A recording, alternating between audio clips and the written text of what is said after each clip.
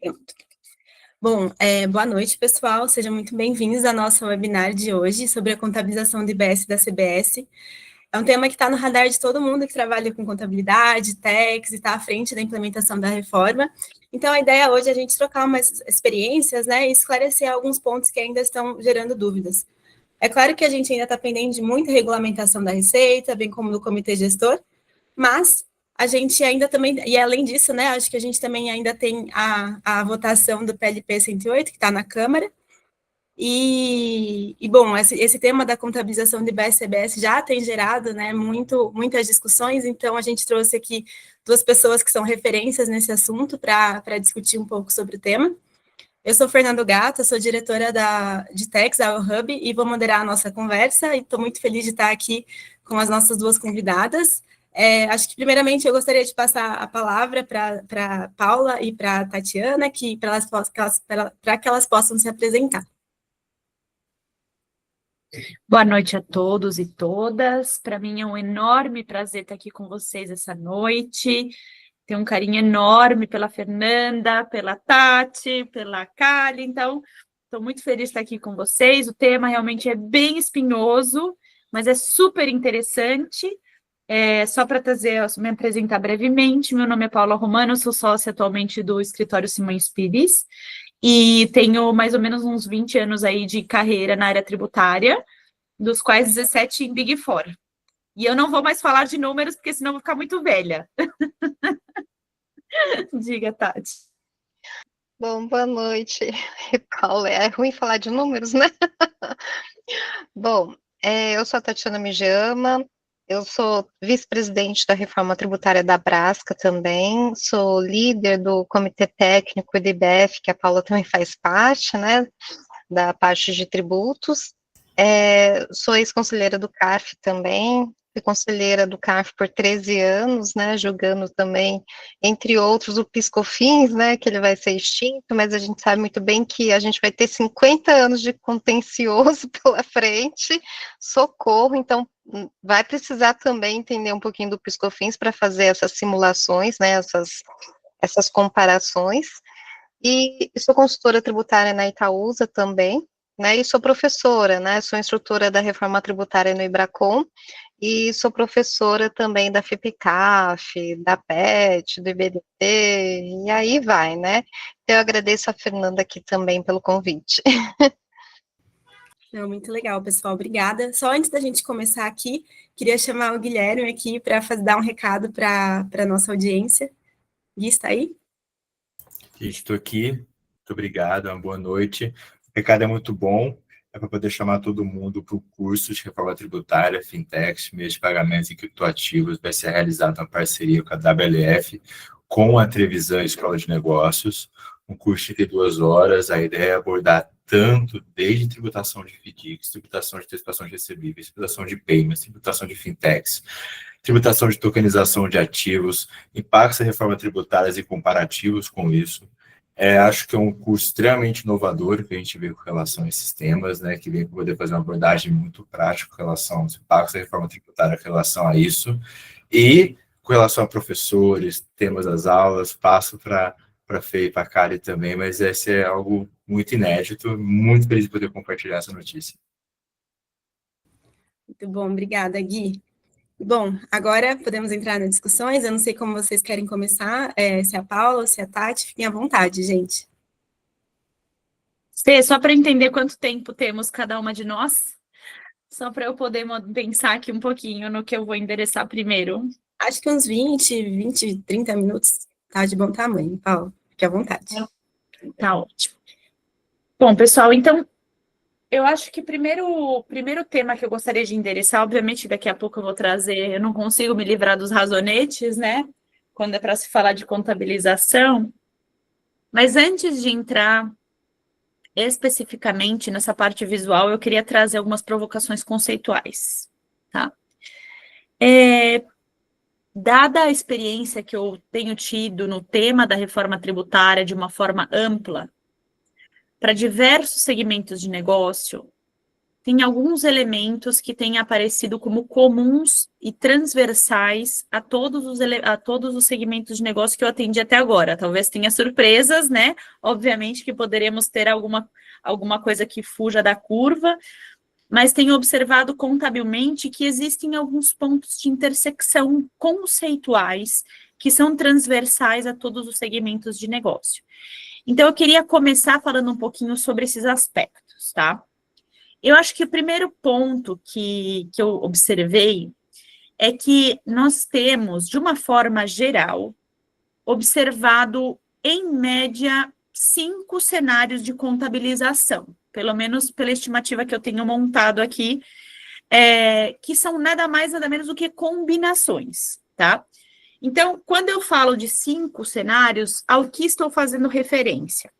Estou fazendo referência a operações que são à vista, é um cenário.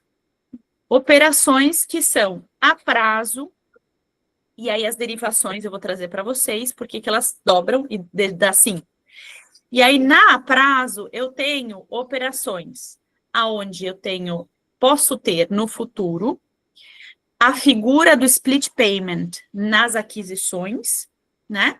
Sendo elas a prazo, a figura do split payment nas vendas, em operações a prazo, posso ter a combinação de split payment na compra e na venda, que é um terceiro cenário, além do à vista, e aí depois as combinações onde eu tenho a vista na entrada, com a prazo na saída, a prazo na entrada, com a vista na saída. Então, são esses os desdobramentos que eu mapeei do ponto de vista de elaboração de razonetes, literalmente. Obviamente, né, que essas condições comerciais, tanto de contratação quanto de fornecimento, elas têm pontos em comum. É lógico que eu posso segregar em 20 mil cenários. Tem coisas que vão acontecer em todos eles. Mas o que eles têm em comum? E é isso que eu queria trazer para começarmos a nossa apresentação. Primeiro ponto que eu enxergo em comum entre estes diversos cenários é a discussão sobre, e é bem polêmica essa questão, já falei sobre ela em público no primeiro semestre, quase apanhei, e eu vou insistir e continuar apanhando,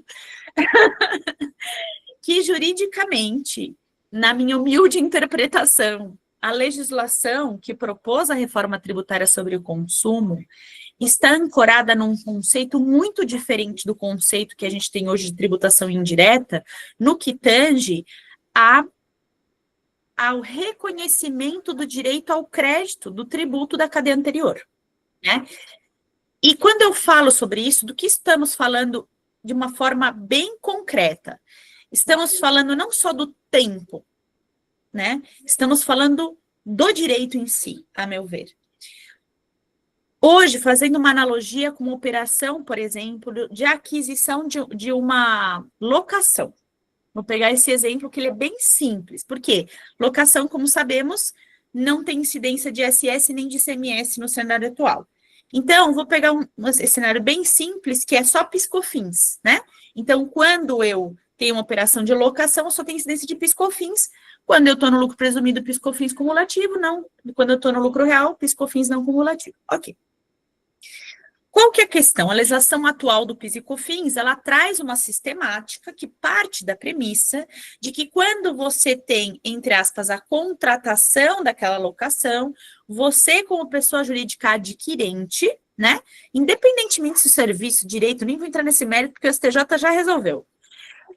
Não da forma como eu concordava, mas já resolveu. Então, aqui, pensando que eu comprei alguma coisa, X, né, e aí, no momento que eu reconheço no meu balanço a obrigação de pagar essa coisa que eu comprei, né, seja bem direito ou serviço, para o PIS e COFINS, o crédito nasce no momento em que eu adquiro essa coisa, né? Então, existe uma coincidência de momento do reconhecimento do crédito de PIS e COFINS com o reconhecimento da obrigação, seja à vista ou seja a prazo do pagamento daquela aquisição.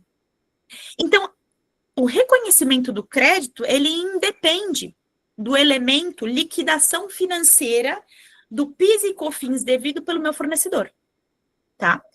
E aí, fazendo uma analogia aqui, que sabemos, né, que o PIS e COFINS vai ser substituído pela CBS, na reforma tributária, qual que é a grande mudança?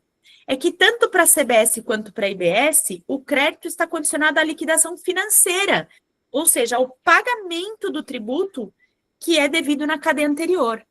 E esse pagamento, em virtude da metodologia que foi adotada nessa nova legislação, pode ser realizado tanto pelo adquirente no momento em que ele paga a operação como um todo. Então, se o valor da operação é R$ 128, o adquirente vai lá e paga para o fornecedor R$ 128. E aí o fornecedor, se tem 28 de destaque de CBS e IBS, pega esse valorzinho de 28 e paga para o governo. Então, ele liquida financeiramente a operação dele, que é o que acontece hoje, né? Cada contribuinte é responsável pela liquidação financeira do seu próprio tributo. No to be, né, no cenário da reforma, vai ter uma outra possibilidade, né? Que é, eu, contribuinte, tenho uma operação de 128, dos quais 28 é IBS e CBS, mas eu posso combinar o jogo com o meu adquirente, de tal modo que ele, através da operação de split payment, assuma a responsabilidade pela liquidação financeira do meu imposto, que é 28. Dadas essas condições, né, dessa nova CNTP, né, o que enxergamos?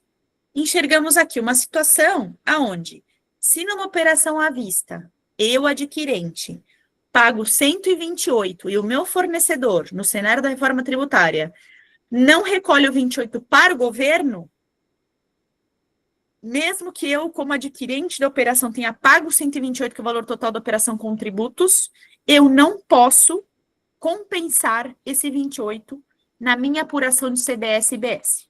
Não posso. Por quê? Não houve a liquidação financeira do 28 devido na cadeia anterior.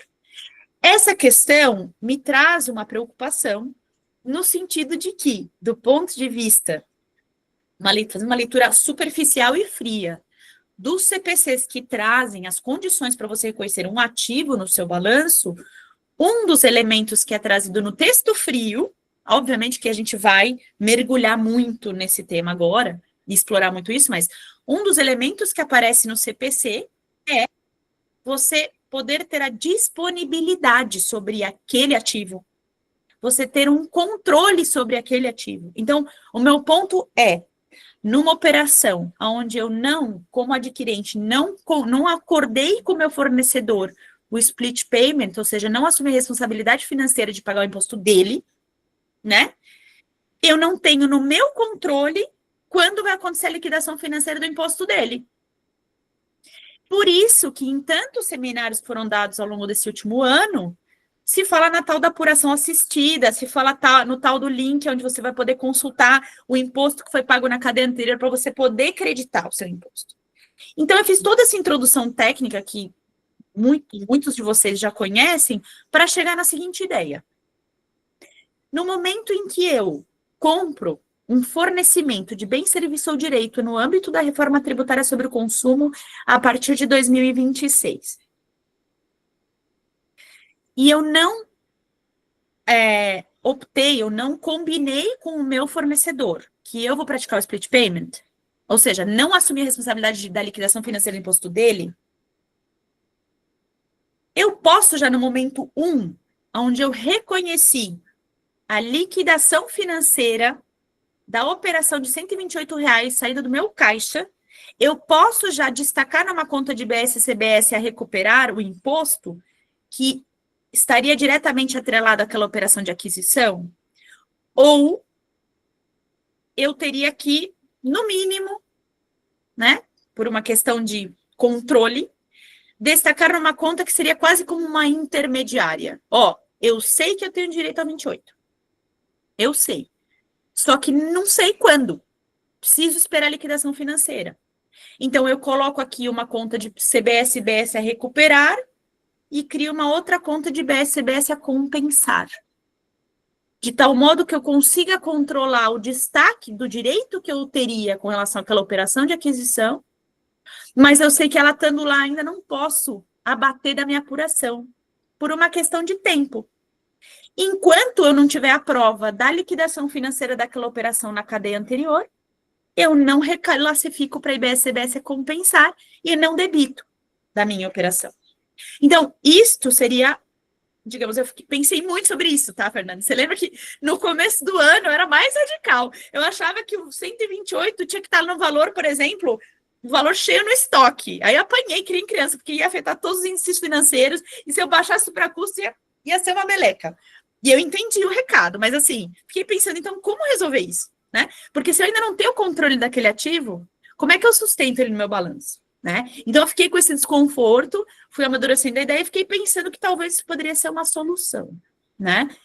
Uma conta intermediária de controle, digamos assim, né?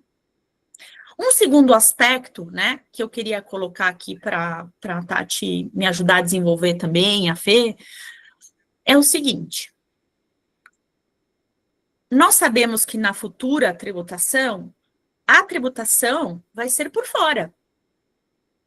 Não vou entrar no mérito, pessoal, se IBS, CBS vai entrar na base do PIS/COFINS, do ISS, do ICMS no período de transição. Não é discussão, tá? Eu sei que isso tá nebuloso e tal.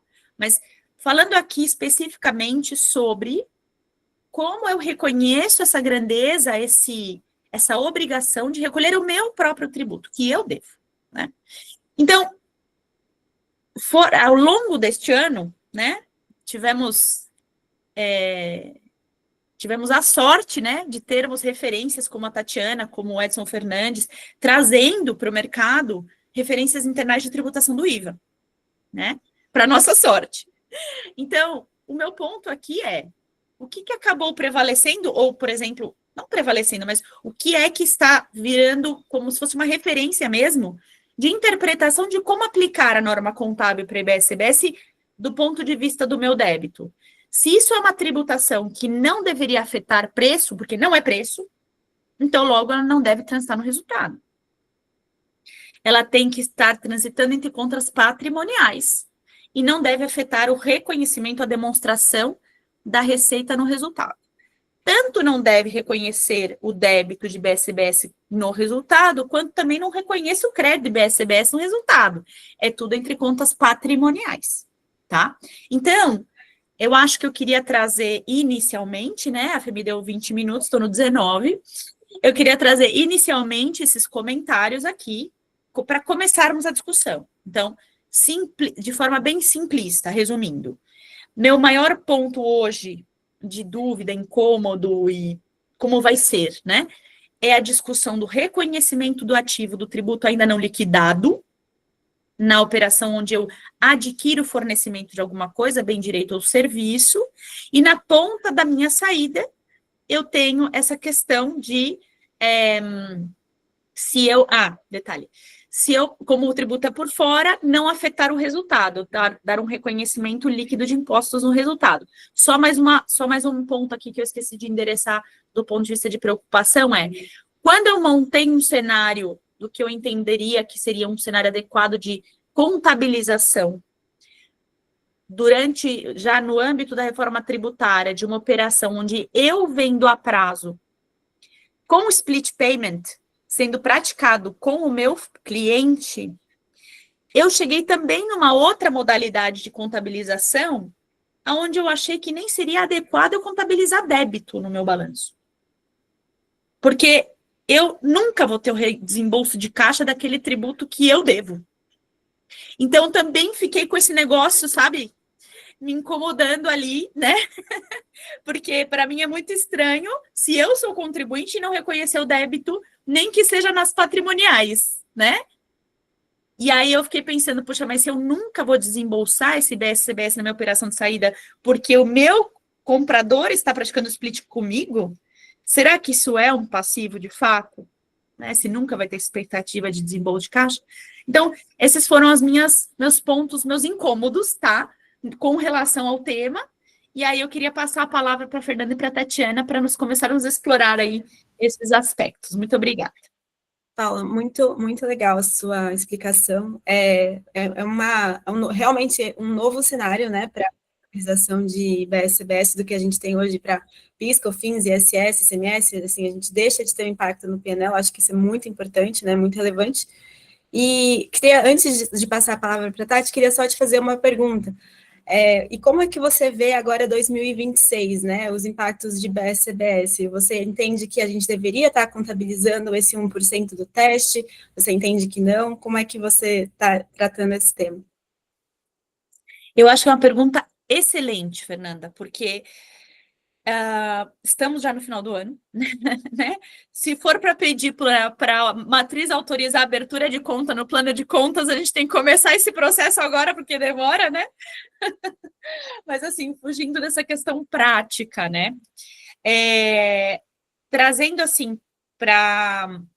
Né, aterrissando a questão de que eu não sou obrigada a pagar o tributo do IBS-CBS, que é a alíquota teste, em 2026, se eu estiver emitindo documento fiscal atendendo aos requisitos das normas técnicas, né, eu estou enfrentando 3 situações na prática com os meus clientes. 3. A primeira situação eu estou cumprindo com as minhas obrigações de adaptar os meus sistemas para emitir uma nota fiscal com o campo. Se eu colocar o campo, não sou obrigado a pagar o tributo, nem sequer declarar o valor no campo, desde que eu tenha o campo. Então, eu fiquei pensando, se eu fizer minha lição de casa como emissor do documento fiscal, por que eu abriria todas essas contas do balanço agora, né? Se não for para fins gerenciais, para fins de controle, né? Essa é uma primeira problemática. A segunda problemática que eu estou enfrentando na prática, né? Porque tudo isso é custo, né? Custo de compliance, de sistema e tudo, enfim. O segundo problemática que eu estou enfrentando, Fernanda, que está sendo muito uma loucura, assim, é que tem vários segmentos de negócio cujas notas técnicas atualmente postas não têm nenhuma definição. Por exemplo, locação de imóveis.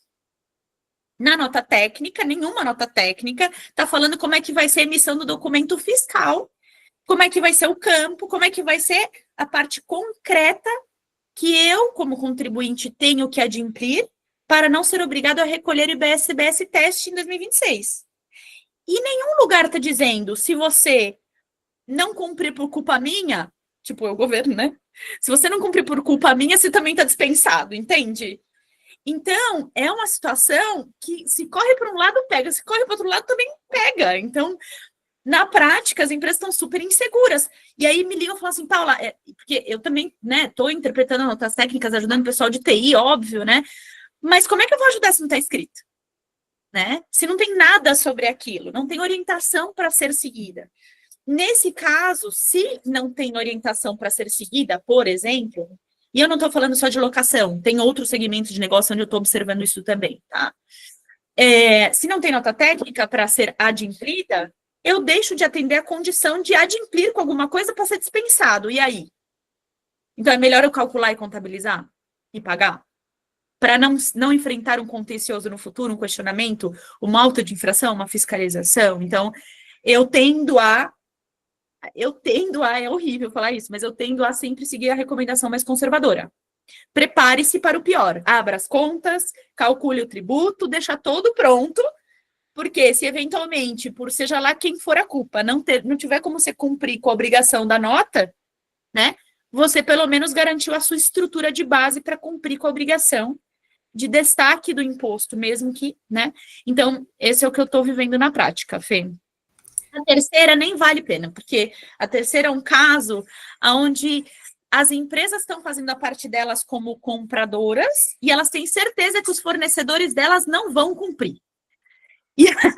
Então, assim, isso é o tipo da coisa que não tem o que fazer na contabilidade, concorda? Porque a regra fala, você tem que cumprir com o seu é abrir os campos.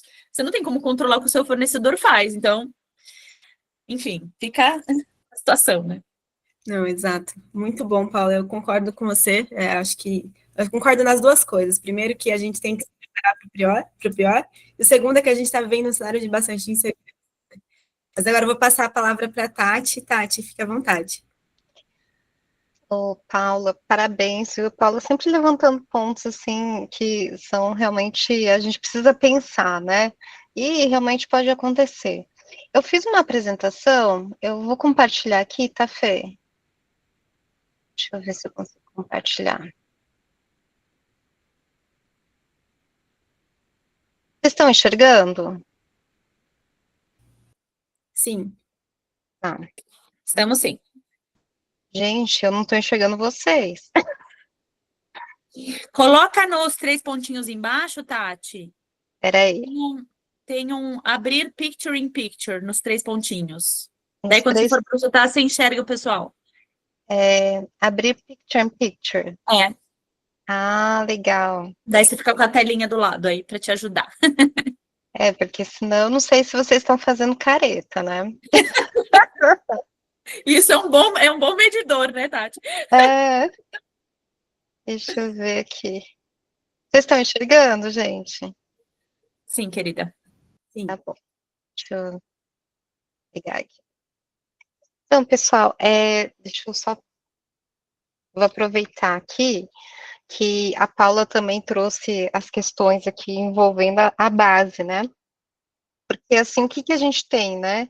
Quando a gente porque é impossível não comparar o que a gente está hoje tributando pelo PIS, COFINS, ISS e ICMS com o futuro IBS, CBS, né?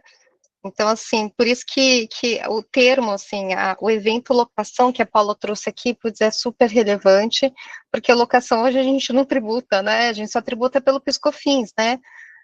Locação 9,25%, se for pessoa jurídica que esteja na sistemática não acumulativa, né? E agora a gente vai tributar com uma alíquota de IBS/CBS reduzida em 70%, né? Então, aí como que fica? E aí o adquirente também, a depender do adquirente, né? Porque se for uma family office também, pode ser que ela não consiga constituir crédito, mas se for, por exemplo, alguma outra pessoa jurídica, né, adquirente, né, do imóvel, né, na parte de locação, seja um locatário, ele consiga aí adquirir, constituir um crédito de IBS/CBS, né? Então, a lei complementar, ela traz algumas questões que estão sendo bem discutidas, né, que é o artigo 12 da lei complementar, e o artigo 12, ele traz que, é muito complicado, ele traz que integra a base de cálculo, juros, multas, acréscimos e encargos, e aí em conversa com a Receita Federal, né, no Fórum do Diálogo, a Receita Federal entende que multas inclusive, estaria incluídas também multas, qualquer tipo de multas, inclusive as punitivas e contratuais. Aí eu falei, nossa, mas não é só multas moratórias? Não, também é. Então, eu não sei como que a gente vai fazer esse controle também, né? E descontos concedidos sob condição, né? Então, perfeito, a gente precisa também dar uma checada. E valor do transporte cobrado como parte do valor da operação, e ele deixa depois tributos, né, incidentes sobre a operação. E aí a gente brinca também, só para vocês saberem, né, a gente brinca em relação, por exemplo, a uma operação de importação de serviços, né? Operação de importação de serviços, por exemplo, o que a gente tem no serviço técnico? A gente não tem IR-fonte, a gente não tem OF-câmbio, a gente não tem ISS, importação, a gente não tem PIS/COFINS, importação e CID, né? Então, assim, um dos pontos que está em discussão também, poxa, será que na base de cálculo do IBS e da CBS, que ele traz, que também incide sobre o valor da operação, né, porque não vai ter mais PIS/COFINS, importação, o valor da operação, e ele fala para observar o artigo 12 da Lei Complementar 214, será que eu vou ter que incluir todos os tributos incidentes sobre essa remessa? Então, aí ele vai aumentar consideravelmente, porque imagina assim, a base de cálculo, por exemplo, do PIS/COFINS importação, é a remessa bruta do IR-fonte, mais, né, mais o valor das próprias contribuições, ou seja, é X igual ao valor bruto, mais X vezes 9,25, aí você isola o X e depois aplica a alíquota de 9,25 para você achar o PIS/COFINS importação. IBS, CBS importação, né, vai ser o valor da operação e vai incluir os tributos incidentes sobre a operação, o valor do transporte também, né, e aí, nesse caso aqui, também teria, será que teria, assim, um aumento de base de cálculo, de carga tributária? Então, assim, fazendo todas as contas, né, a gente tem um aumento bem considerável, porque só pensando em PIS, COFINS, importação, a gente já tem, por exemplo, um 8% mais ou menos da remuneração, né, e com IBS, CBS, a gente pode ter mais de 40%, né? Tati, desculpa, só te cortando. A gente está vendo o PowerPoint mesmo, não a tela que eu acho que você está apresentando. Ah, o A gente está PowerPoint? no primeiro slide, tá? É. É isso mesmo? Era para estar aqui? No primeiro slide? Não, A não, gente está não. vendo só o primeiro slide, por isso que eu abri a mãozinha aqui para te avisar. Ah, então Ah, tá. Então, peraí. E agora? Eu acho que quando você põe para projetar, você tem que selecionar não o PowerPoint, aquele que A aparece tela inteira. Coloca a tela inteira. É aqui, não é? É numa caixinha aqui embaixo, com a flechinha para cima. Ah, peraí, deixa eu só pegar aqui. Ah, é a tela inteira. Entendi. Gente do céu, peraí. Mas aí... Ô, Tati, posso aproveitar enquanto está projetando, que eu tô com formigamento na mão aqui. Você sabe qual que é o assunto mais debatido aqui do ponto de vista de BS-CBS importação? São as despesas com capatazia hemorrágica, Ah, sei. que vai passar a integrar a base de cálculo do IBS-CBS. Você imagina, você tem um problema de infraestrutura no país, tem que ficar lá esperando para você Tá poder... enxergando? Desculpa. Agora estamos, Tati. Aqui? Eu tô cobrança por mudando. fora. Não tá Estamos no aparecendo. slide 2. Ai, gente, eu não tô conseguindo, não. Então, peraí, deixa eu ver. Quer Acho mandar que para a tem que gente? colocar como apresentação. Tati? E aí? Estão enxergando ou não? Não. Não. Passa para a Fê, Tati, ela projeta. Ah, é? Peraí, deixa eu ver aqui. Se você quiser responder Deixa eu aquele e-mail que eu mandei o invite com a apresentação, eu consigo projetar aqui. Se for mais Então, fácil. peraí, muita calma nessa hora, Fê, peraí. Só quero dizer que a apresentação da Tati eu não posso perder, não. Então tem que abrir essa apresentação, Tem que tá, abrir essa Tati? apresentação. Tem que abrir. Gente, mas agora eu tô totalmente Não, perdida fica aqui. tranquila. Ou passa para Fê, que a Fê abre. Ah, é? É a emoção, que é a primeira live que você tá da WF, mas você vai vir para mais. Ah, Entendeu? É a primeira. pera De só um várias. pouquinho, então. Deixa eu tentar aqui. Cadê? Vou colocar lá no invite, tá, Fê? Tá.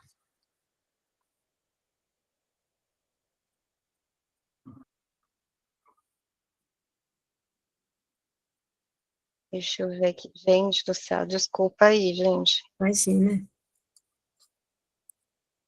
Responder.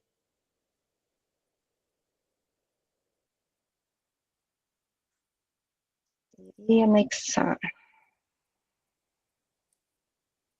Ô, Kali, aproveita esse tempo para dar o recado aí, porque muita gente entrou depois que o Gui falou. Por favor.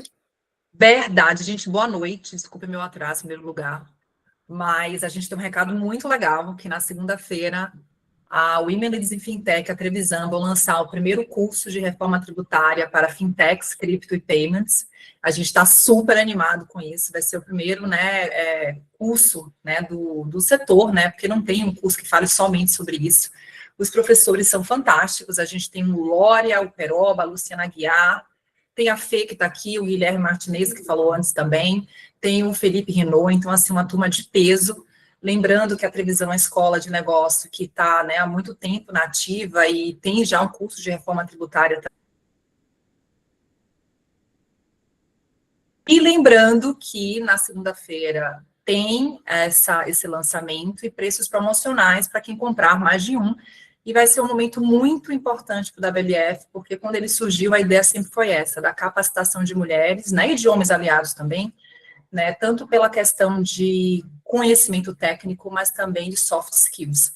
Então, é um momento, como fundadora, eu acabei não me apresentando, né, eu sou a fundadora da WLF, ele surgiu em 2023 e presidente, para quem não me conhece, então é um momento muito especial para a gente, porque aqui, assim como a Tati, eu sei, acredita na transformação através do conhecimento. Eu já vi Tati falando algumas vezes sobre isso, e é assim que a gente transforma as vidas. Então, mais uma vez, eu quero agradecer a vocês por estarem aqui hoje, para ver essas meninas maravilhosas, que é a Tati e a Paula. Obrigada, eu estou há um tempão, queria muito essa live com elas, e elas sabem disso.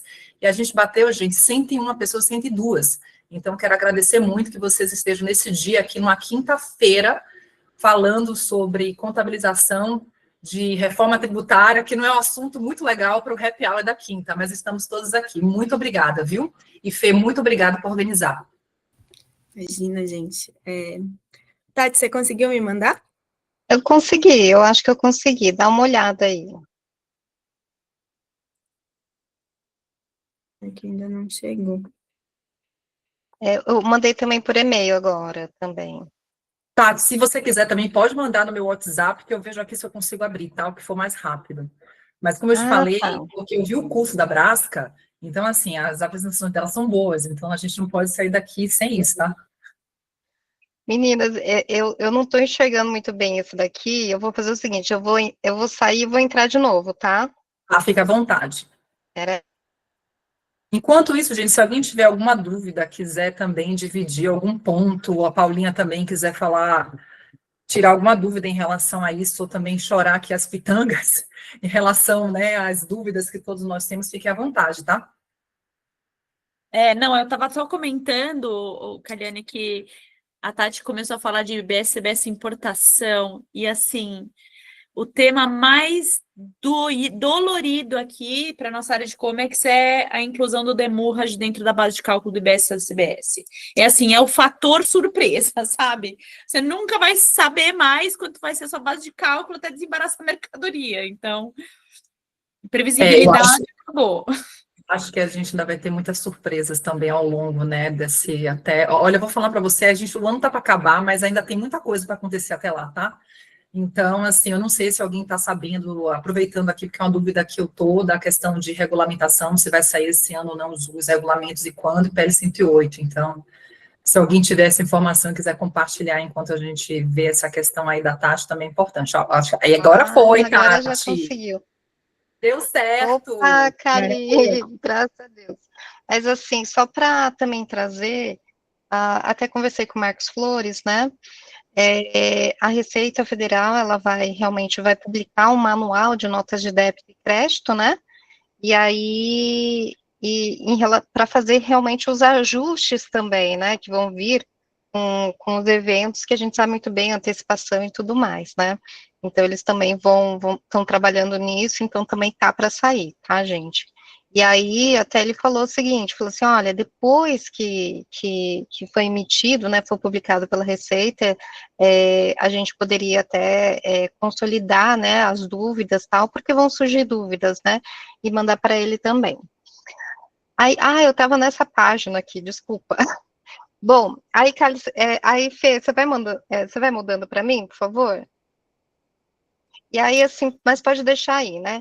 Em relação ao artigo 12, pessoal, a gente tem o seguinte, que pela primeira vez não integra, né, os tributos dentro da base de cálculo. Então, a gente tem que o IBS e CBS, eles ficam por fora mesmo, que é o que a Paula colocou, né?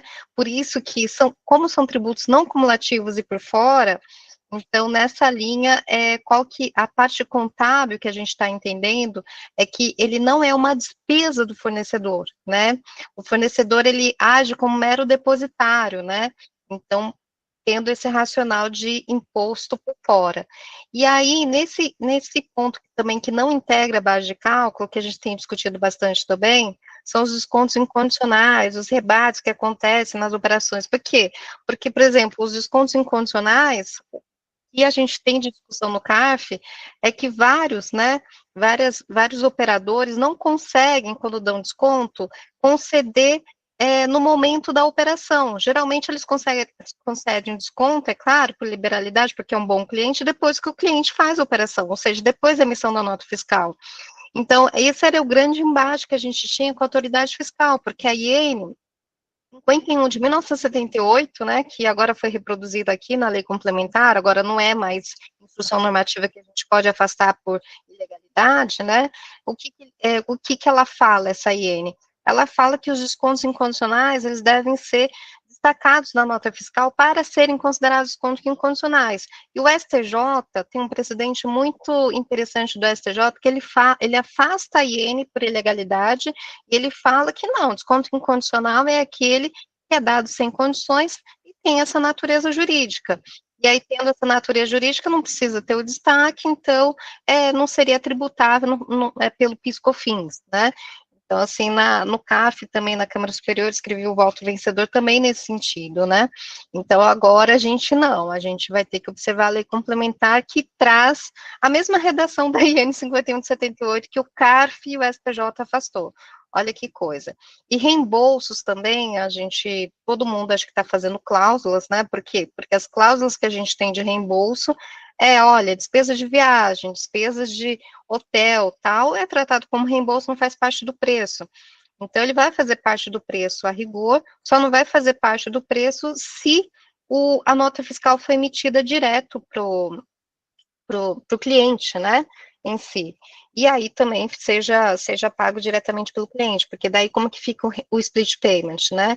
Então, são pontos aí que a gente, poxa, e agora, né? E contrato de subcontratação, gente, também tomar um certo cuidado, senão vai ser um away. Porque com subcontratação, a nota fiscal, ela tem que ser emitida não para o cliente, tem que ser emitida para o contratante, né? Então, isso vai precisar ficar bem claro, e aí, subcontratação, por exemplo, quem for pagar é o contratante, não é o cliente.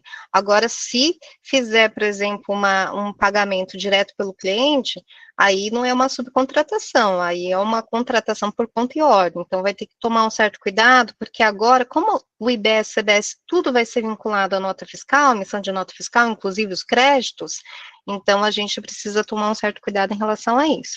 Fê, se você puder mudar. Mudo. A Madalena levantou a mão. Você tem alguma dúvida? Oi, boa noite, pessoal. Desculpa não ligar a câmera, mas é que eu estou com o rosto meio inchado aqui nos melhores dias. Oh, meu Deus. Uma pergunta, Tatiana, por gentileza. A questão de rateio de despesas entre empresas de um conglomerado e essa questão do reembolso aí. Vocês têm ouvido alguma coisa sobre o assunto? Sim, inclusive eu discuti com 2 pessoas do governo, né, em relação a rateio de custo. Aí o que acontece? Hoje, Madalena, a gente tem 2 entendimentos, tá? A gente tem um entendimento que rateio de custo, o que é rateio de custo? Rateio de custo não é prestação de serviço. Primeiro ponto. Porque para ser uma prestação de serviço, juridicamente, você precisa ter uma fixação de um preço pela prestação de serviço. Rateio de custo não tem. Tanto que ele é um compartilhamento de atividades, é compartilhamento de custos, né? Então, assim, quando você tem uma empresa e você pega e você tem empresas do conglomerado também, né? Se você tem área de RH, claro que você não vai colocar RH em cada empresa, você vai colocar na empresa controladora e aí você vai ratear o custo daquele RH, né, considerando, por exemplo, alguns critérios, número de funcionários e tudo mais, né, então isso é rateio de custo. E a Receita Federal, até nos termos da OCDE, a Receita Federal, ela trata isso como reembolso. Nas 2 soluções de consulta da Receita Federal, em nenhum momento foi mencionado prestação de serviço, né, e ela sempre tratou como reembolso. Por quê? Porque não é uma prestação de serviço. E aí ela traz essas 2 soluções de consulta COSIT, trazendo, assim, de uma forma bem inteligente, de que não há incidência de PIS, COFINS e RCS por se tratar de mero reembolso, né? Então, nesse sentido, o que a gente tem? Se eu for considerar a lei complementar 214, a discussão que tem, mas pode ser considerado um fornecimento não oneroso de serviço, né, a partes relacionadas. Mas se a gente for ver bem, poxa, mas será que é um fornecimento de serviço? Será que é uma prestação de serviço? Então, assim, se a gente for pela natureza jurídica, eu posso defender que não é uma prestação de serviço, é um compartilhamento de custos. Aí o outro ponto, poxa, será que ele seria tributado? Quem que presta esse tipo de serviço? Vamos pensar então, se for um serviço. É o empregado, né, do contribuinte. Se é um empregado do contribuinte, a gente tem um dispositivo legal que fala da não incidência, né, quando se trata de serviços prestados por empregados, outro ponto. Então, eu posso afastar por isso também. E reembolso por em si, né, que é o caso, eu posso pegar e tratar também no artigo 12. O artigo 12 fala que a base de cálculo, ele vai excluir o reembolso. Então, eu tenho, hoje, aspectos, né, jurídicos, com dispositivos da própria LC, afastando o rateio de custo do IBS e da CBS. Agora, se a autoridade fiscal entender que tem IBS e CBS, a outra parte pode constituir crédito, então. se pode constituir crédito, ele neutraliza, né, Madalena? Mas são essas duas interpretações, tá? Obrigada. A Paula quer falar também. Eu só queria compartilhar uma experiência pessoal aqui que eu tive com a análise de uma estrutura de CSC, tá? Eu observei dois grandes problemas, desafios técnicos. O primeiro desafio técnico é que numa estrutura de CSC, o CSC em geral, ele centraliza a contratação para todo o grupo econômico de diversos serviços, burocráticos, operacionais, legais, etc, etc. E aí, depois, obviamente, sim, como a Tati falou, o que ele faz? Ele rateia esse custo para as empresas do grupo, né? E o segundo desafio é a parcela da própria folha daquela PJ, que é um CSC separado, como é que vai tratar isso perante as demais empresas do grupo? Então, uma questão que ficou muito evidente nas análises que eu fiz para vários clientes nesse assunto, que me chamou a atenção é, talvez o que aconteça na prática é que nós tenhamos que fazer uma segregação de fato daquilo que eu vou entender que é uma prestação de serviço, né? E aí tem que ver a viabilidade disso também, né? Porque, veja, olha só que interessante. Se eu pegar e falar que todo o custo daquele CSC, que é tudo que eu contrato de terceiros, mais a minha folha, vai vir a base de cálculo uma prestação de serviço, base de BS e CBS, isso vai ser 100% creditável pelas empresas do grupo que adquirem os serviços do CSC, pode ser aqui que a gente tenha até algum elemento de antecipação de caixa, mas no final, todo o valor daquele tributo vai virar crédito.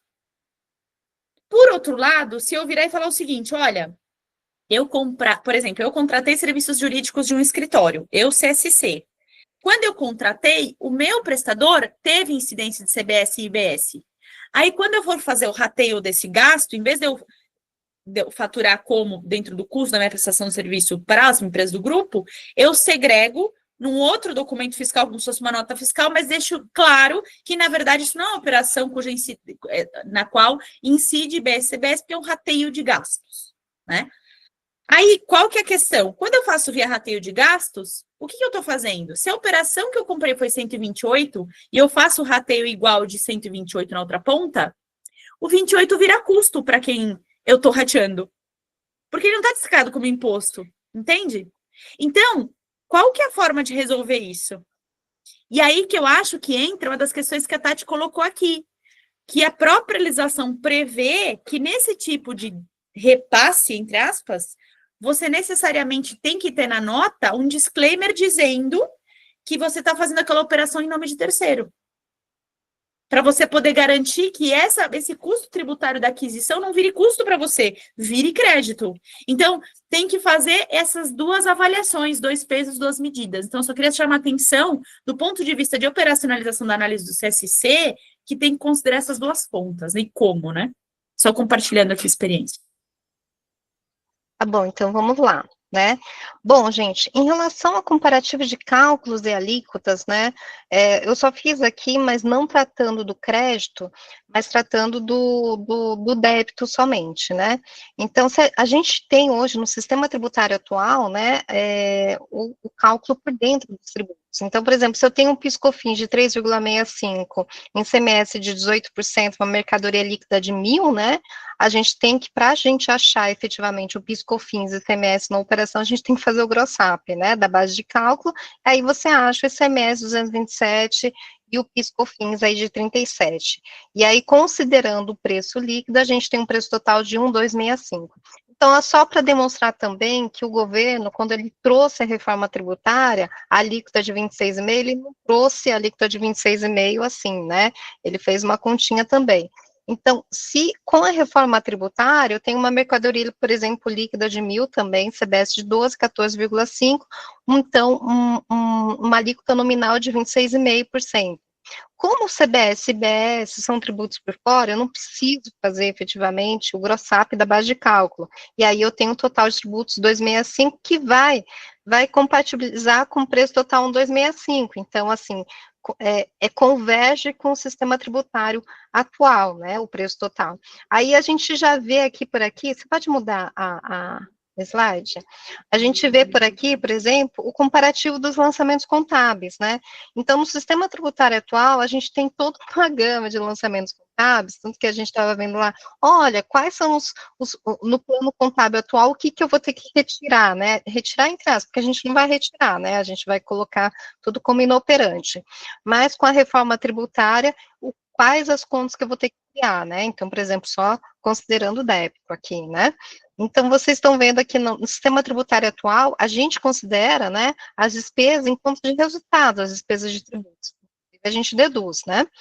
E aí, a gente tem, por exemplo, na demonstração de resultado, por exemplo, uma receita bruta, e depois tem um PIS/COFINS e ICMS nas próprias contas de resultado, né? A gente tem depois a receita líquida, e aí o custo das mercadorias vendidas tem um lucro.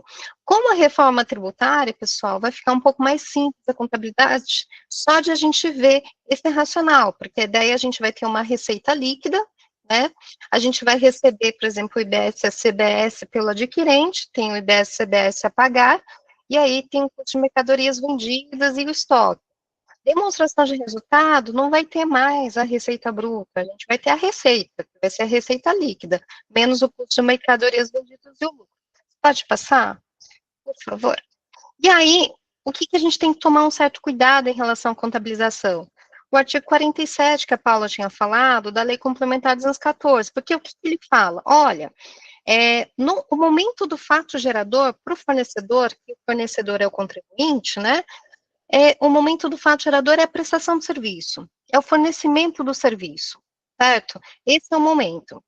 Mas, para o adquirente, a fruição do crédito IBS da CBS, ele só vai acontecer na extinção por qualquer das modalidades que ele fala do artigo 27, que são o quê?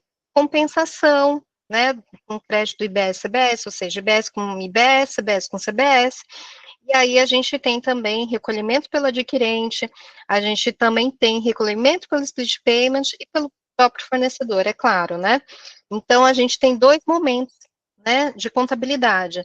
E esses dois momentos, a contabilidade, ela tem que transparecer os eventos. Então, você tem o momento da contabilização do direito ao crédito e o momento da contabilização do direito à fruição do crédito, né?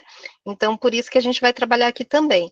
E aí, as exceções do crédito, a gente sabe muito bem que é de uso e consumo pessoal, né? Segregação obrigatória, a apropriação será realizada de forma segregada, né, para a IBS, para a CBS, então a gente não tem mais, por exemplo, aquela simplicidade que a gente tinha no PIS/COFINS, né, porque quando a gente tem um crédito PIS/COFINS, eu posso até compensar com o próprio PIS/COFINS e depois eu posso compensar com todos os demais tributos. Aqui não, é IBS com IBS, CBS com CBS, então isso eu acho que não simplificou, não. Condição documental, né, sempre precisa estar vinculada à emissão da nota fiscal, né? Então, por isso está todo mundo correndo para 2026 conseguir emitir nota fiscal, né? E aí que tem um problema da locação. A Receita Federal, informalmente, já falou que locação não vai sair na primeira tranche, então, a rigor, em janeiro, a gente não vai ter que observar a emissão da nota fiscal, né, vai ser na segunda fase de 2026, então, pelo menos, a gente não vai ter a multa, né, por falta de emissão de nota fiscal, porque não vai estar lá em janeiro de 2026. Né? Mas um ponto que eu acho que é interessante a gente ter aqui, porque a lei complementar trouxe, em todos os dispositivos que tratam de nota fiscal, ele fala nota fiscal idôneo, né? Nota fiscal idônea. E aí, gente, desculpa, isso já tinha sido discutido no âmbito do Congresso Nacional para tirar o termo idôneo, porque o que vai acontecer para o adquirente? Ele vai ter que fazer um compliance maior. Porque, além de ver se o fornecedor, ele é adimplente ou inadimplente, o que acontece que a gente tem essa discussão no CARF em relação à idoneidade? Eu não sei se vocês já pegaram, por exemplo, no Diário Oficial, a autoridade fiscal, ela emite um ato de inidoneidade de nota fiscal, inidoneidade do contribuinte. Quando o contribuinte, por exemplo, não observa uma obrigação acessória, ele fica numa situação irregular. E aí as notas que eles emitem são considerados inidôneos. E aí, o que a lei complementar fala? Olha, que a autoridade fiscal pode glosar o crédito. no caso da nota fiscal, né, não ser idônea. Então, nesse caso, o que a gente tem de discussão no CARF? Por exemplo, que eu até fui voto vencido. Se em D0, eu adquiri um serviço, né, que seja essencial para a minha atividade, né, e eu vi que o fornecedor lá, pelo meu compliance, né, de compras, eu vi que o meu fornecedor, ele está numa situação regular, eu vou lá e constitui crédito por fim. Chega em 2 anos, após 2 anos da aquisição, aquele bendito fornecedor, ele não entrega a obrigação acessória, ele fica numa situação irregular e a Receita emite um ato declaratório. E aí, qual que é a discussão que tem? Aí, o que a autoridade fiscal faz? Ela glosa o crédito, o meu crédito, de 2 anos atrás. Porque fala que esse ato é declaratório, não tem caráter constitutivo, ou seja, ele retroage. Então, qual que é o meu ponto aqui? Por isso que a gente está mudando o Know Your Supply, porque o Know Your Supply é conhecer o fornecedor, para os valores mais altos, né, e alguns fornecedores, eu vou ter que pegar e acompanhar esse fornecedor ao longo de 5 anos, porque eu posso ser surpreendida com uma glosa de crédito. Então, tudo isso também está sendo discutido, né? Valores dos créditos, né? Então, isso daqui também a gente precisa até trazer. Então, eu trouxe aqui no artigo 10, porque hoje, pelo menos, é a primeira vez que a gente tem uma assimetria, né? Na parte tributária. O fornecedor é regime de competência para fins de recolhimento e o adquirente para fins de constituição de crédito é regime de caixa, né? Aí, Fê, você pode passar, por favor? E aí, o que a gente tem? A discussão que a gente tem também, poxa, a contabilização, será que a contabilização, eu preciso de uma legislação tratando da contabilização? Gente, na legislação tributária, a gente tem o parágrafo 4º do artigo 12 do Decreto-Lei 1598, e o parágrafo 4º, ele fala o seguinte, que na receita bruta não se incluem os tributos não cumulativos cobrados na receita bruta. Então, o IBS e a CBS são tributos não cumulativos, né? Aí ele fala cobrados destacadamente, ou seja, o IBS e CBS ele vai ser destacado, né? Eu acho que a Adriana está com... Desculpa, eu acho que ele está com som. Obrigada. E aí, ele fala do comprador ou contratante pelo vendedor dos bens ou pelo prestador de serviço na condição de mero depositário. Perfeito! Hoje o fornecedor, ele é mero depositário, por isso que ele não, os tributos não são deles, os tributos são do Comitê Gestor e da Receita Federal, então ele está agindo como mero depositário. Então, o que ele está trazendo aqui no parágrafo 4º? Que eu tenho que considerar agora uma receita líquida, por quê? Porque a receita bruta, ela não inclui esses tributos, então se não inclui, agora eu vou ter que considerar a receita líquida. Você pode mudar um pouquinho, Fê? E aí, então, o que a gente chama atenção? Cobranças por fora, né, créditos fiscais condicionados ao recolhimento e as formas de recolhimento, que vai mudar o momento da apuração. Impacto nas demonstrações financeiras, né, como que a gente vai agora apresentar esses tributos que pode influenciar, por exemplo, indicadores de margem de lucro bruta, exigindo algumas notas fiscais também detalhadas. Pode mudar, Fê? E aí, o que acontece?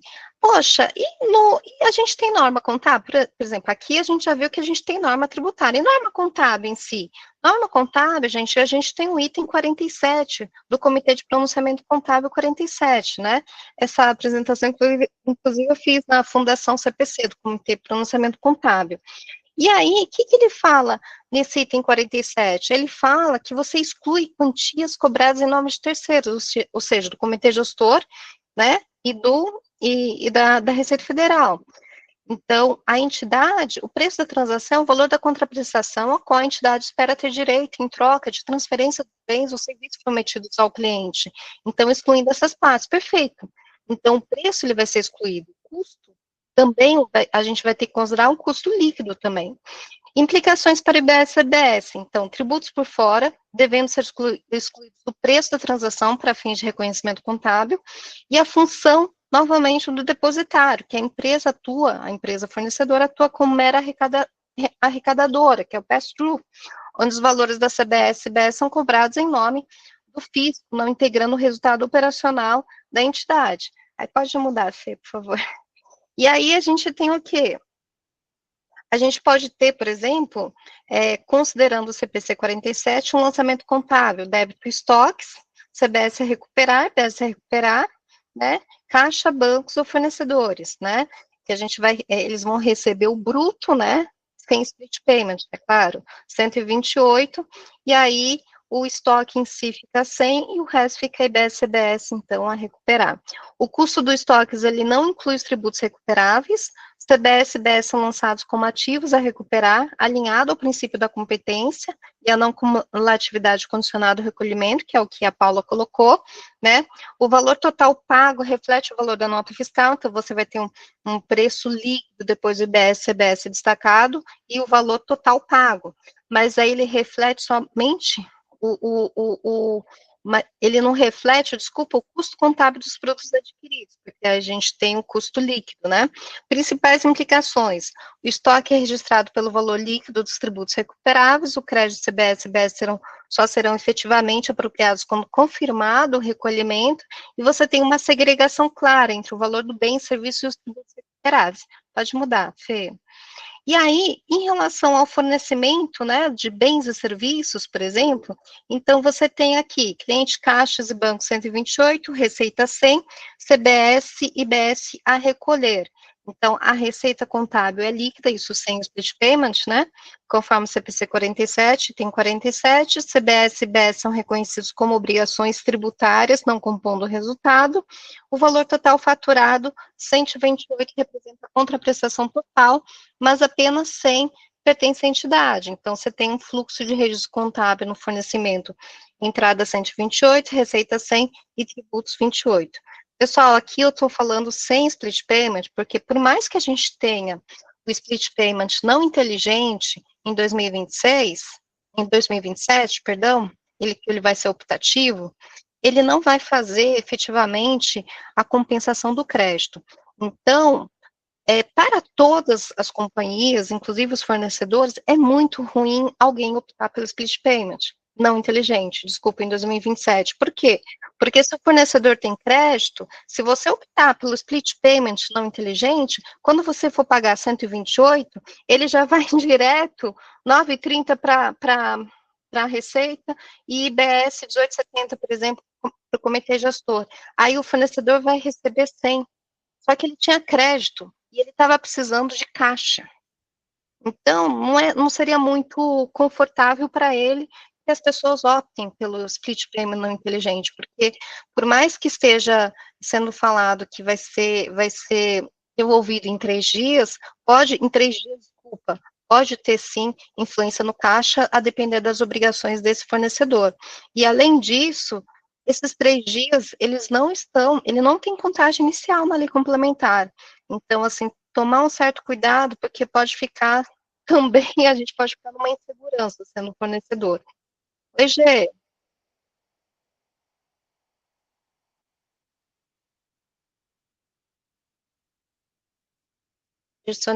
Eu acho que você tem que só apertar, acho que o microfone. Oi, Tati. Oi, Tati. Oi. Oi, desculpa, estou com eco. Não, voltando à contabilização do imposto a recuperar, no exemplo que você deu, que ele vai mostrar no resultado líquido, né? Pode acontecer, por exemplo, dessa empresa não conseguir chegar à conclusão que ela não vai conseguir usar esse imposto a recuperar, né? E aí, tem algum lugar que já fala como ela vai tratar? Porque aí ela teria que jogar para o resultado, certo?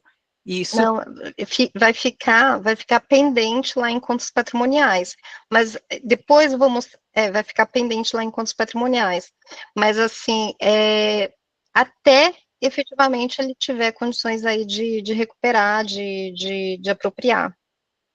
Nossa, Infelizmente. bem estranho isso, bem Não, é estranho. bem estranho. Eu já vi no IVA em outros países que, por exemplo, por algum motivo você tem receitas que não são tributáveis ou que tem alíquota zero, por exemplo, uma não tributável, você não consegue recuperar nada, né? E aí, quando fecha no encerramento do ano, eles jogam para resultado, porque virou uma despesa efetiva. Se ele não vai conseguir recuperar porque ele não tem como recuperar, Mas senão a gente teria que terrível. aplicar aquela regrinha que a gente conhece lá da 9430, né, para juntar. Mas assim, Gê, não tem jeito, porque não é um tributo nosso, né? Não é verdade. Mas é que assim, tipo, é complicado, né? É assim, complicadíssimo, eu acho, eu achei também. que complicou também essa parte, mas tá bom, era só curiosidade mesmo, obrigada. Imagina. Você pode mudar também, Fê? Desculpa. E aí, pessoal, eu só fiz um resuminho aqui, que o tratamento contábil consolidado, a receita exclui, então, CBS e BS, a despesa e estoques também não inclui CBS e BS, até por conta do CPC 16, tributos a recuperar ativo condicionado à apuração e recolhimento, tributos a recolher passivo fiscal vinculado à obrigação tributária, e devoluções, você sempre tem a inversão de lançamentos originais, tá? E a apuração é sempre compensação direta entre débito e crédito, no caso de compensação. Você pode mudar, Fê? Aí, em relação à lei complementar, que é um ponto que é interessante, poxa, vamos falar um pouquinho das modalidades de extinção dos débitos do IBS e da CBS, porque muda a forma e o momento de apuração do IBS e da CBS, também do próprio crédito, né? Então, aqui a gente tem o seguinte, que os débitos do IBS e da CBS, decorrentes de incidência sobre operações com bens ou com serviços, serão extintos mediante as seguintes modalidades: compensação com créditos, só que a gente tem a ordem, né? Olha que horrível, compensação com os créditos, né? Respectivamente de BS e CBS, aí pela ordem, primeiro com débitos antigos, depois com débito na apuração, e a gente tem as outras modalidades, né? Se você não conseguir, você pode até pedir ressarcimento, né? Pagamento pelo contribuinte, recolhimento na liquidação financeira da operação split payment. Pagamento pelo contribuinte, pessoal, é assim, a gente tem ainda uma insegurança, porque se eu pago aquilo que a Paula falou, se eu passo 124 e 24 é o IBS-CBS, e ele fica com 124, eu não posso constituir crédito do IBS da CBS até ele extinguir o débito, que é o IBS-CBS, eu passei o dinheiro para ele. E aí, o que acontece? Como eu vou ter acesso, segundo a Receita Federal, a uma cadeia online, que é uma espécie de um extrato de conta corrente, é um sistema que é de conta corrente de IBS-CBS. Eu vou ter o IBS-CBS que é devido por mim e os créditos que eu tenho de IBS-CBS, que eu tenho os créditos já formalizados, né? Já constituídos. Então, por exemplo, se eu tiver um fornecedor que eu passei, por exemplo, no primeiro mês, o IBS-CBS, ele não recolheu no primeiro mês, aí passou mais um mês, ele não recolheu, porque não foi apontado nessa cadeia online, aí eu não posso constituir o crédito. Aí, sabe o que eu vou fazer? Eu não vou mais contratar esse fornecedor. Né? Então, assim, eu vou ter que pegar e fazer um Know Your Supply junto com a parte de conta corrente, para verificar. Né? Porque aí, o que a Receita fez também, que eu achei, quer dizer, eu falo Receita, que foi ela que escreveu também, né? O que a lei complementar traz, né, de forma, assim, até inteligente, né?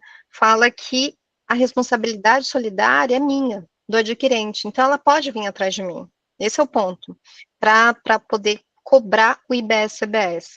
Aí eu falo assim, poxa, mas eu paguei 2 vezes, então, eu vou pagar 2 vezes, né, porque eu já paguei para ele que não recolheu. E aí eu vou ter que pagar, né, outra vez para poder adquirir o crédito, e assim, poxa, eu não sou o contribuinte em si, mas eu estou como responsável solidário. Por isso que o contrato também, eu acho que ele precisa ter essa questão de assunção de responsabilidade também do ônus, né, se eu for cobrada, entendeu? E aí, realmente, a gente tem que mudar todo o SLA, né? E aí, a gente também tem, em uma das modalidades, recolhimento via split payment, né? A gente sabe muito bem que em 2027 a gente não vai ter o split payment inteligente, e o split payment inteligente, que vai considerar também a visão do crédito para poder já fazer essa compensação de forma automática, pessoal, conversando com uma das coordenadoras lá da elaboração do split payment, a gente já tem um custo aí de 8 bilhões, né, para elaborar o split payment. Então, assim, a questão que hoje está sendo discutida é quem vai assumir essa conta, né, do split payment, né, e pode ser que saia em 2030, né, então vamos ver. E recolhimento pelo adquirente, né, que pode ser também, eu posso pegar e já recolher, só que se eu fizer isso, eu, adquirente, fizer o recolhimento para poder constituir crédito, eu posso pegar e prejudicar o fornecedor que tem crédito, né, porque se eu recolher, ele vai receber menos, e ele tinha crédito a compensar, né? Então, também vai influenciar no caixa dele, né? E aí, por isso que eu acho que é interessante a gente ter, pelo menos, essa visão, porque a gente pode ter um desconforto também do fornecedor. Você pode mudar, Fê? Desculpa, o Paulo Matos, ele levantou a mão. Paulo, você quer falar alguma coisa? Quero sim. Você me ouve bem? Ouço. Ó, o Pronto. Paulo Deixa eu tirar parece uma dúvida com... radialista com essa voz, mas pode falar. Obrigado. Tatiana, deixa eu tirar uma dúvida com você com relação aos créditos não recuperáveis, tá? Que é a dúvida da Gersoni mencionou a respeito do possível despesamento desse crédito ou a permanência dele no ativo como um não realizável, que de qualquer forma poderia fazer um impairment desse crédito aí, acabaria levando para o resultado da mesma forma.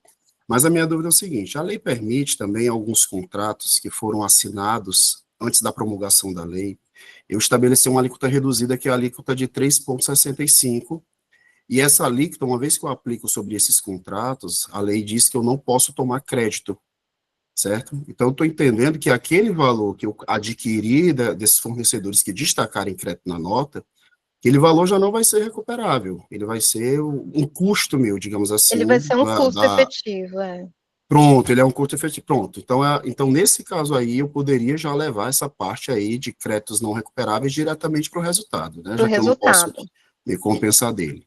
É isso, né? Perfeito. É isso Pronto, mesmo. perfeito. Era Acho que também só tem essa dúvida mesmo. esse racional, Paulo. Tá bom. Obrigado, então. Imagina. E aí, pessoal, em relação à contabilização detalhada dos eventos que o IBS-CBS, por exemplo, na aquisição, a gente tem estoques 1.000, por exemplo, crédito IBS-CBS 280 e fornecedores 280, né? Na apropriação, crédito IBS-CBS é recuperar versus crédito CBS condicionado à extinção. E na apuração e extinção do débito, obrigações de CBS-CBS, crédito CBS é recuperar e caixa bancos, né? Será que você pode mudar, Fê? Pode mudar também, porque aí depois eu falo. E aí, pessoal, trazendo as normas contábeis e os comparativos das modalidades de extinção dos débitos, a gente tem o quê?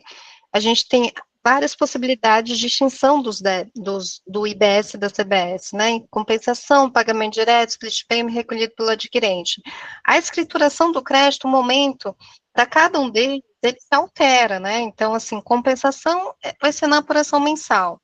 E aí, pagamento pelo contribuinte, extinção do débito ao fim do período. Então, os CPCs relevantes é o 00 e 2632. E pagamento direto, aí vai ser apuração mensal também. Então, pagamento pelo banco ao fim do período, os CPCs correspondentes. E o split payment no momento da operação, via split, então, na própria operação. Recolhido pelo adquirente também é sempre vinculado à nota fiscal. Então, a gente tem uns momentos diferentes de escrituração de débito e extinção do débito, né? A gente tem a apuração mensal tradicional, então, que os créditos apropriados no fechamento do período seguem um ciclo tradicional, né, de apuração fiscal, permitem a consolidação aí dos débitos e créditos, mas você tem uma maior complexidade de gestão de caixa. E extinção por operação, que é o split payment, você tem uma liquidação financeira no mesmo período, simplificação de fluxo de caixa, menor risco de contingências tributárias e maior integração entre o sistema contábil e fiscal. Pode mudar, Fê? E aí, pessoal, eu fiz aqui uma tabela comparativa, então, das formas de extinção, que é mais ou menos o que eu tinha já trazido, né, que em relação ao momento da apropriação, em relação à extinção. O que a gente tem hoje, que é importante para a contabilidade, que realmente a forma de extinção dos débitos, ele impacta no reconhecimento dos créditos, né? E a mudança de paradigma é a vinculação operação-operação, split payment e recolhimento pelo adquirente, né?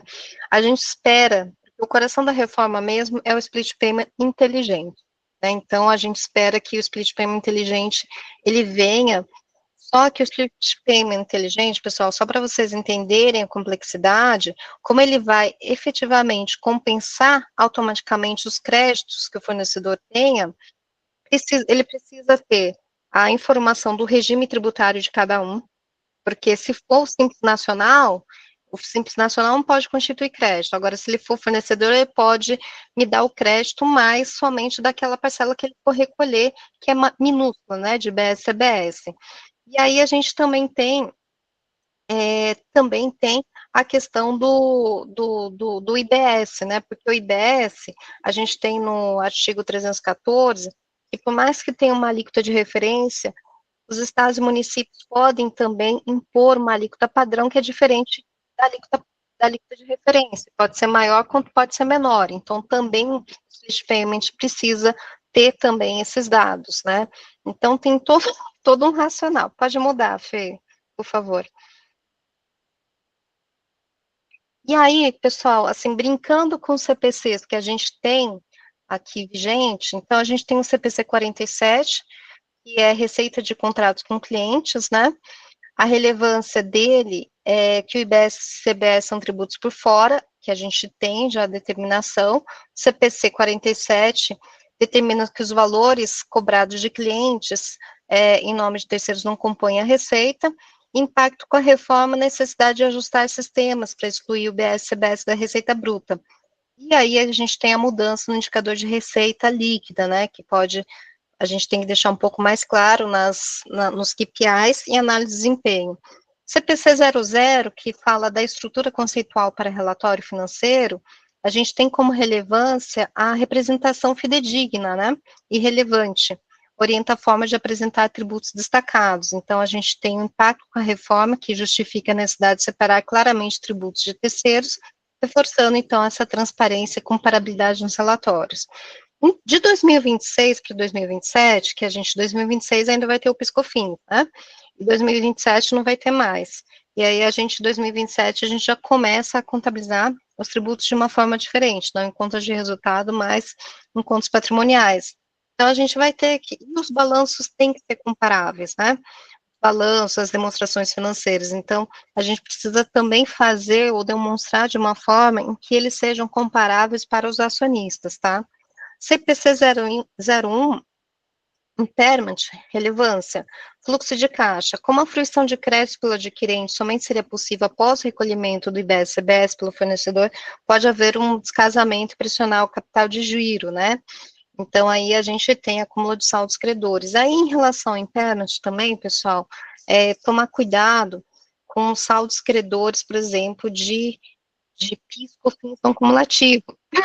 Por quê? Porque o PIS/COFINS não cumulativo, aí ele vai poder, pelo menos, ser compensado com CBS. Um dos pontos que a gente viu na lei complementar, que a gente tentou trazer aqui, deixar claro, como eles deixaram claro para fins de ICMS, né, no PLP 108, mas na lei complementar não tinha, ou seja, sabe os débitos de PIS/COFINS que foram reconhecidos por decisão judicial transitada julgado, a gente não tem a possibilidade na lei complementar de compensar com a CBS, né?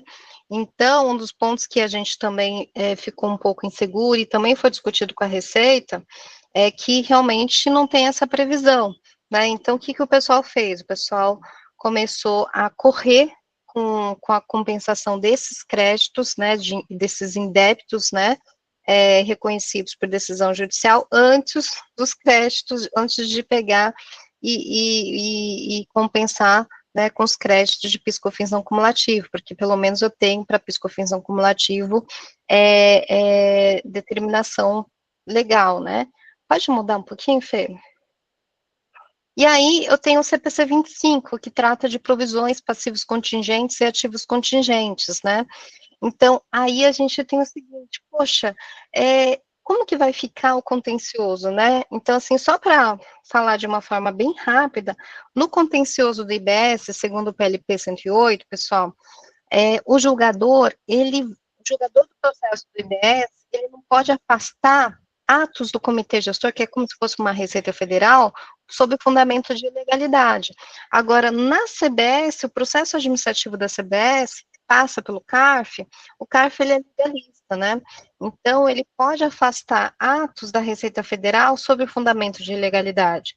Então, provavelmente, sobre o mesmo fato gerador, mesmo base de cálculo, eu posso ter processo do IBS e processo da CBS.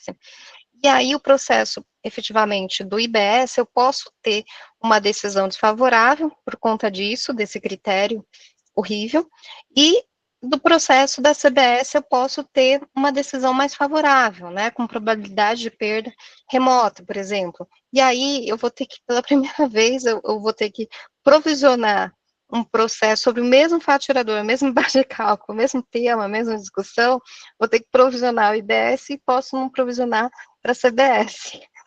Então, fica um pouco estranho, mas assim, é claro, a nota explicativa vai ter que demonstrar muito bem isso. CPC 16 estoques, gente, o próprio CPC 16 também fala de custo líquido.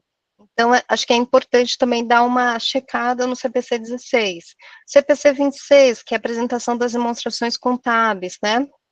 Vai ter que separar agora de forma muito bem clara, receita, que agora vai ser a receita líquida, despesa líquida, né?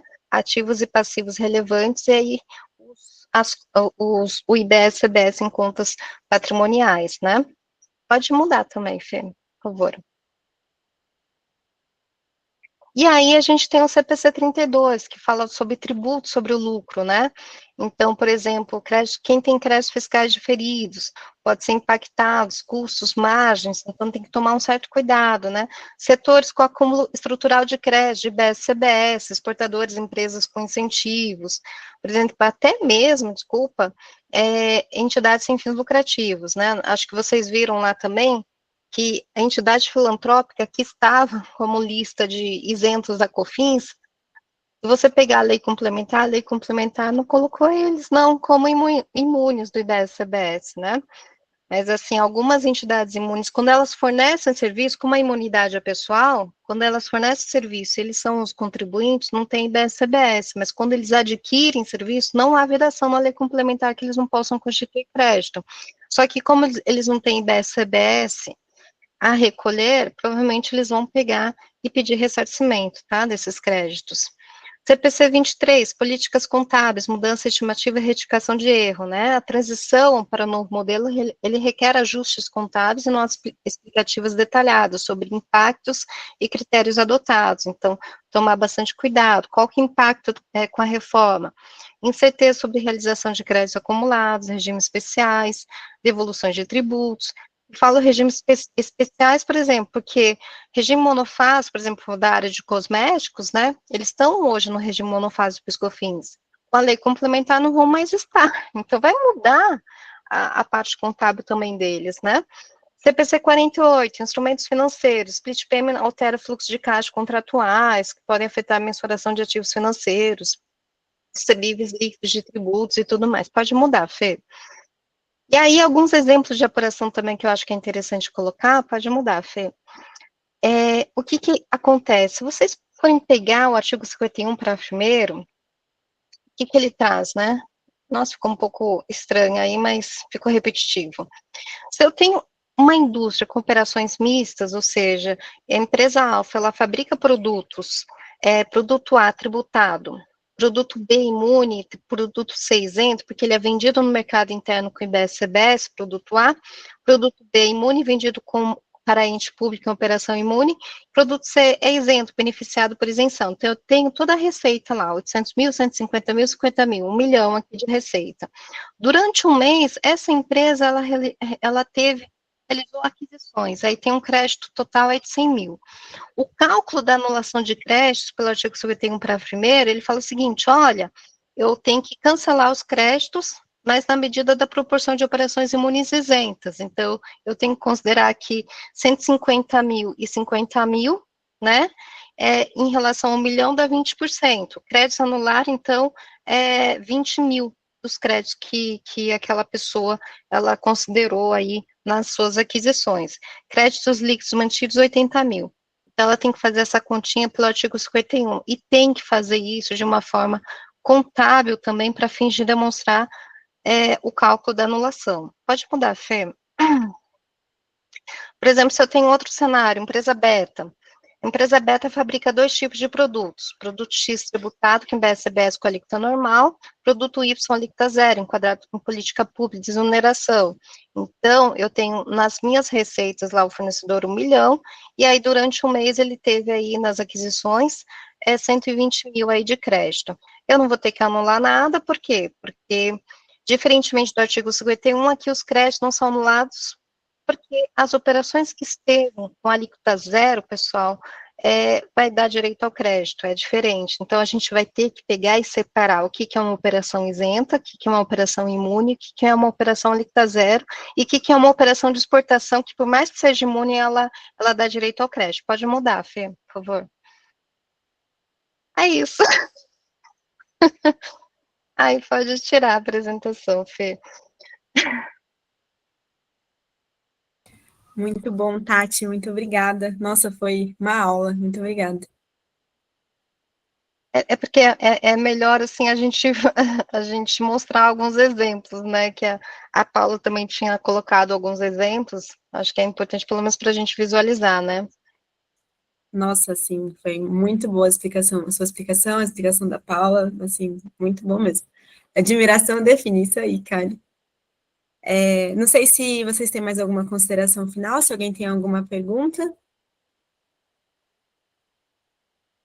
Tati, a gente vai poder disponibilizar a apresentação depois? Ah, sim, pode. Aí, se puder disponibilizar em PDF, fica melhor para mim. Ótimo, fica tranquila. Eu tenho uma pergunta, né? Eu queria saber a opinião, meu nome é Maria Alice, eu queria saber a opinião de vocês dessa alternativa do adquirente pagar o CBS-IBS para garantir o crédito, tá? Eu já entendi, né, o impacto que pode dar no fornecedor, né? Mas eu sendo um cliente, um cliente mais forte, vamos dizer assim, tá?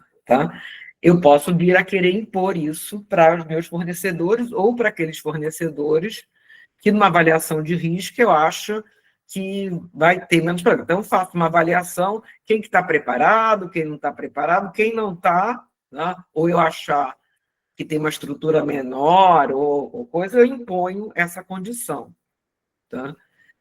Essa pode ser uma solução para essa fase de transição?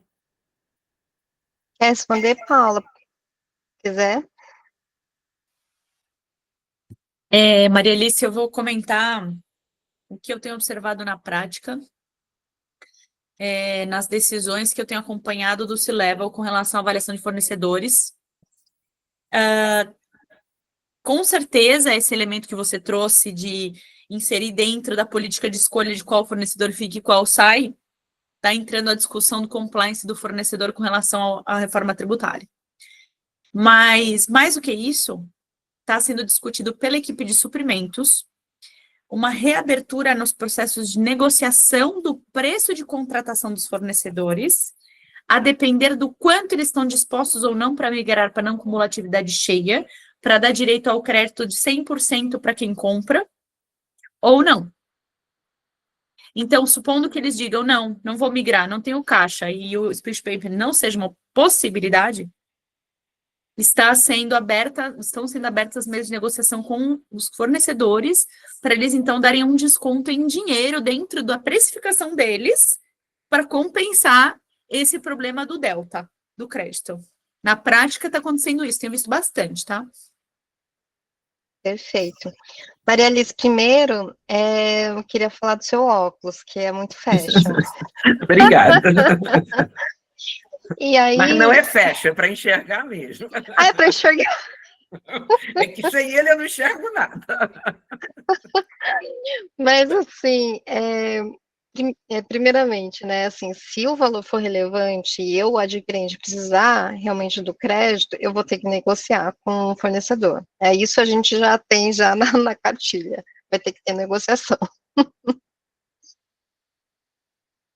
Outra coisa que me preocupa, né, é exatamente o oposto, tá? Ninguém pagar e ninguém tomar crédito, tá? Como fraude, tá?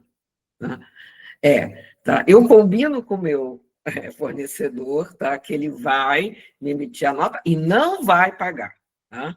Já que ele não pagou, eu não tomo crédito. Aí eu combino com o outro elo da cadeia a mesma história, tá? De maneira que ninguém paga na cadeia, tá? E vai ficar tudo lá no consumidor final, no consumidor final. Tá? Eu não vejo nada que evite esse tipo de fraude. Então, o que acontece? Se ninguém pagar, e isso estiver destacado em nota fiscal, a autoridade fiscal vai atrás. Não tem jeito. Porque, assim, eu, adquirente, estou como responsável solidário ainda. Então, eu tenho um risco enorme, né? E aí, provavelmente, assim, vai ter... E é muito, muito mais fácil de pegar, viu, Maria Alice, isso. O consumidor final, ele sempre vai pagar o IBS. Ele vai pagar inteiro.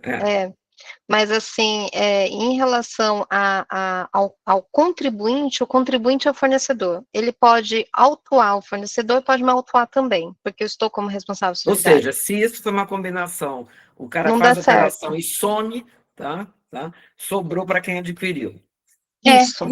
E não, e eu acho muito interessante, só corroborando o que a Tati falou, uma das grandes mudanças de paradigma da reforma tributária sobre o consumo é que as autoridades fiscais literalmente delegaram para os adquirentes a responsabilidade por fiscalizar os fornecedores. Esse é o ponto, né? Olha, tem um ponto aqui que a Juliana Ribas colocou, que pode pegar pela transação financeira, é verdade também, porque um dos pontos que a gente está discutindo é a antecipação. Porque quando ocorre a antecipação, você não tem a rigor o direito, o fato gerador material, né? E você não tem, às vezes, a emissão de nota fiscal, né? Porque é uma mera antecipação. E aí, a gente tem um entendimento da Receita, que já foi externado, né, informalmente, que, olha, antecipação em si, você vai ter que recolher, independentemente de você não ter o fato gerador material, você vai ter que recolher o BSBS na antecipação. E aí, eles alteraram, no PLP 108, eles alteraram a lei complementar, né, a lei complementar 214, o artigo 10, ele fala o seguinte, nas operações de execução continuada ou fracionada, né, considere-se ocorrido o faturador, mas eles também quiseram pegar antecipação, tá? Entre as seguintes ocorrências, o que ocorrer primeiro? Emissão de fatura que corresponde ao fornecimento, quando se torna exigível a parte da contabilização correspondente a cada pagamento, ou pagamento da obrigação decorrente do fornecimento. Então, um dos pontos que a gente estava discutindo, poxa, operacionalmente, então eu vou ter que fazer, tipo, um ajuste, né, de débito, e aí, para recolher o IBS-CBS na antecipação, e quando eu for emitir a nota fiscal, eu vou ter que vincular esse ajuste na nota fiscal para não ser cobrado de novo, né? Então, são pontos aí que também a gente está discutindo, né? Enquanto não tiver o inteligente que faça esse vínculo, você vai ter que vincular manualmente. É só um adendo, né? Eu estava acho que tem o quê, Fê? Tem umas 3 semanas que foi um almoço lá no portal da Reforma, com o API estava, perguntaram exatamente para o API isso, sabe? Sabe qual foi a resposta? Não vai ter problema algum, porque o split já vai estar funcionando, tá? Então, você usar a questão vai estar super simples, não vai ter nem isso que acontecer, ele cortou assim, tá? Não vamos nem ter que vivenciar isso, porque o split já vai estar funcionando. Vai estar funcionando em então. 2027. Então, você não vai ter nem essa questão. Não, o split, a projeção, a perspectiva é de ser o split payment inteligente 2030, viu, gente? O Cali, aí eu acho que é melhor assim não colocar no LinkedIn, não, mas você passa para as pessoas se puder. Eu depois falei assim, não, ela é dela, eu já deixei aqui separado, eu tô tirando foto de todo mundo para depois não ter que rever, sabe? E aí tá bom. Tô salvando os e-mails aí. Então pronto, a gente manda depois pelo e-mail do próprio WLF, é que na hora eu falei, não, vai ficar o material dela exposto, então todo mundo já está aqui colocando. E aí tem um ponto também que aqui. também tem um ponto que é interessante, gente, por isso tem que tomar um certo cuidado nessa transição. Por exemplo, a gente não tem alguns eventos que a gente pode optar por tributar o PIS/COFINS pelo regime de caixa? Aí, o que eles colocaram de forma, eu não vou falar de forma inteligente, mas de forma malandra. Eles colocaram o seguinte, que eles vão considerar, se tiver, por exemplo, pagamentos em 2027 em diante, né, e você optou pelo regime de caixa, mas o fato gerador a rigor já aconteceu, né, em 2026, eles vão considerar que, olha a loucura, que na verdade é regime de competência, e você vai ter que pegar e recolher o PIS/COFINS no momento, você pode recolher no momento do caixa, o PIS/COFINS, né, a partir de 2027, mesmo o PIS/COFINS sendo extinto, né, em 2027, você pode recolher no momento do caixa, mas eles mudaram um pouquinho só para ter o recolhimento, porque o que a gente, que o pessoal estava falando, olha, então, a partir de 2027 não vou recolher nada porque eu optei pelo regime de caixa, né, se você fez essa opção antes, não. Olha a loucura, né? Porque pelo direito tributário, o fato gerador, se você opta pelo regime de caixa, é regime de caixa, acabou. Você não pode jogar o fato gerador para antes, entendeu? Então, isso vai acontecer também, gente. Olha a loucura. E esse artigo é bem complicado, eu acho, sabe, Tatiana? O 408, né? Isso! Ele, assim, a parte do CVS ainda, eu estou achando que está mais claro, está mais fácil. Agora, a parte do IBS, eu achei extremamente complicado, e até hoje a gente não conseguiu uma interpretação, assim, coerente para aquilo ali, sabe? Tem razão. Mas olha que loucura, né, que vai ser. Sim. Então, por isso que eu falo, assim, não extinguem as contas do fim. Vocês sabem, aproveitando aqui o fórum, vocês sabem a quem a gente poderia reportar para a melhor interpretação desse artigo 408? Tem algum canal que a gente possa perguntar? Olha, não tem, porque o chat que vai ter depois, eu acho que assim, a Receita Federal, ela falou assim que ela vai criar um chat, né, para você pegar e colocar suas dúvidas lá, para você pegar e trocar ideias no primeiro momento. Mas eu particularmente, eu tenho muita dificuldade, tá, de estar conversando em chat, porque é muito robozinho. Sim. Ô, Tati, o Marcos Flores, uma vez, que a gente foi fazer uma apresentação e a gente queria todas as obrigações acessórias, ele me deu uma vez um e-mail dizendo que você mandava, ele te respondia. Eu nunca tentei, tá? Não sei se de fato funciona. É que eu fui procurar aqui nas minhas conversas com ele, eu não achei. Mas eu sei que tinha um e-mail aí que eles estavam assessorando as pessoas e não sei como funciona também, tá? Se você de fato... Tem um GT específico, né, Tati? Mas tem um e-mail que o Marcos Flores, ele colocou, depois eu posso passar para vocês, né, mas assim, esse e-mail é mais em relação à Class Trib, sabe, aquela parte de classificação. Então, por enquanto, eles não abriram, assim, para perguntas sobre eventos, né.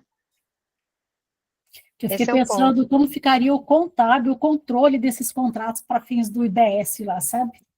É um negócio que é monstruoso se for ao pé da letra ali, sabe? Eu acho que a intenção não seria essa, porque é extremamente complexo ali.